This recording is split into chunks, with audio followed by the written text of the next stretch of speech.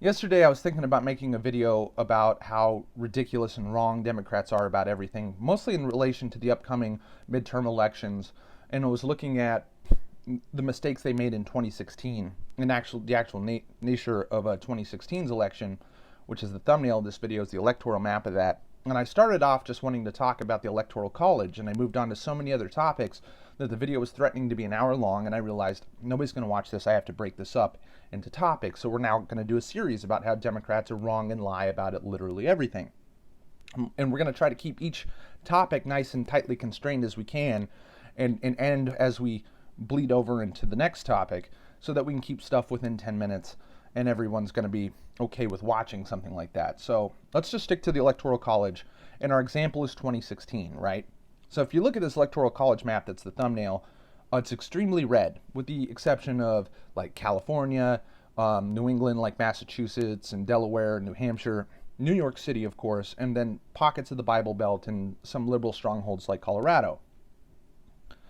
Now, Democrats think conservatives can't win without the Electoral College.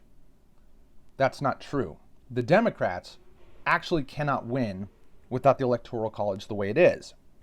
See, we live in the United States, which is a representative republic. We have not and have never lived in a democracy. We do not have mob rule, and states have some degree of sovereignty apart from other states. So, since the Democrats know that they can't win without their stranglehold on major metro areas like Los Angeles, Chicago, New York City, St. Louis,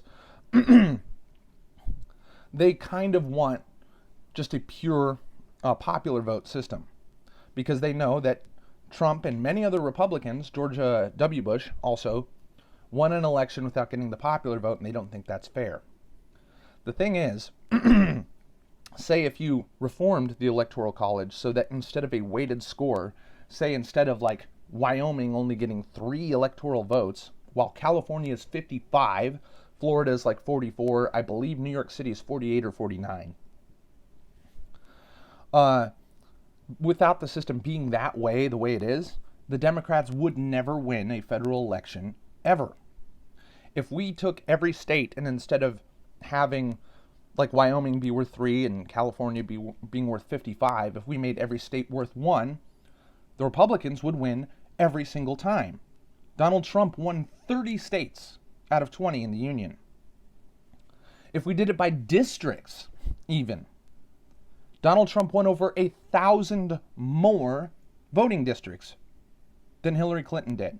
This was not a close win. People think it was because Hillary Clinton got like 3.5 million more votes. That is not true.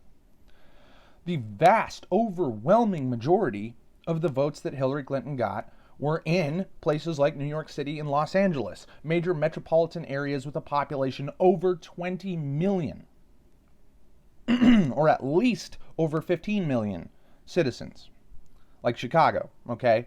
So,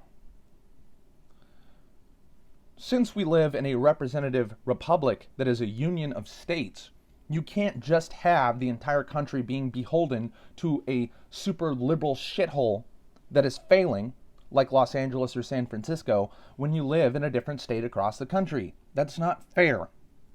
So that's why we have this system.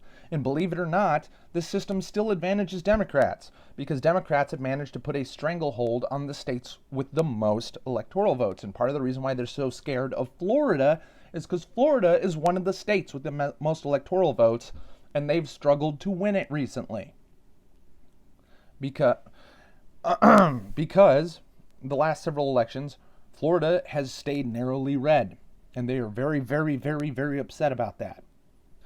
And it is an example of an actual swing state, and unfortunately one of the downsides of the Electoral College is it is true that the fate of the country largely depends on swing states, because the Republicans have a stranglehold on certain states and the Democrats have a stranglehold on others. But that might be subject to change.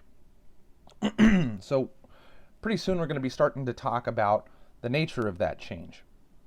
But the fact of the matter is, the situation is very dire for Democrats, okay? Because this Electoral College is not going in their favor, because they can only really seem to keep a stranglehold on about 100 electoral votes. Because if you win in California, in New York, all of the time, that puts you about 2/3 of the way towards winning the presidential election, which is 2 states. We have a first past the post system where you only need 270 electoral votes to win. And Donald Trump smashed to about 300 electoral votes when it was called, while Hillary Clinton had just like 201. So was that really that close when he won 30 states? When he won like 1,800 districts to Hillary Clinton's mere like 600 or 700? Just because she won the popular vote, because New York really got out the vote, and Los Angeles really got out the vote, and Chicago really got out the vote, and everyone else voted against her? You'll notice that even California is like half red, but they can never flip their state red because the half of it that is blue is where everybody lives in these metropolitan shitholes. You may notice that a state that the Democrats can win every single year, Illinois, is a red shape with a big blue circle in it. You may also notice that across the Bible Belt, you'll see red, red, red, and then you'll see this little string of blue dots. And those blue dots are the highest concentration of black population centers in the United States. Many cities like St. Louis and stuff that are over 60% black. That's how they managed to keep flipping the Bible state, which is overwhelmingly conservative.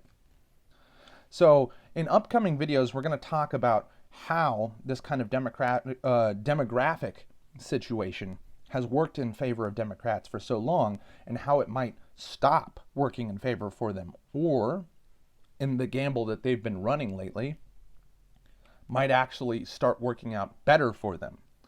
Because the next thing we're going to talk about is demographics in white flight, and how white flight is actually something the Democrats have kind of stopped talking about, because the way they have been able to spread their ideologies to redder areas like Texas and Florida is due to the flight of white liberals who refuse to pay liberal taxes in places like California, New York, and New Jersey. For example, Joe Rogan fleeing to Texas from Los Angeles. So we're going to be talking about that, stuff like that coming up, demographics, white flight, and the spreading of liberal ideology due to liberal hypocrisy. That's what's probably going to be coming up next. And we're going to try to keep each one of these topics under 10 minutes so that we can have nice digestible videos. We might try to release one or two at least every couple of days. I imagine I could probably get up to 6 or 7 videos over the next month and a half or so, depending on my schedule. And definitely well before November of this year, you're going to have a whole list of reasons why the Democrats are wrong about literally everything, and why they struggle to win federal elections. Thanks for watching.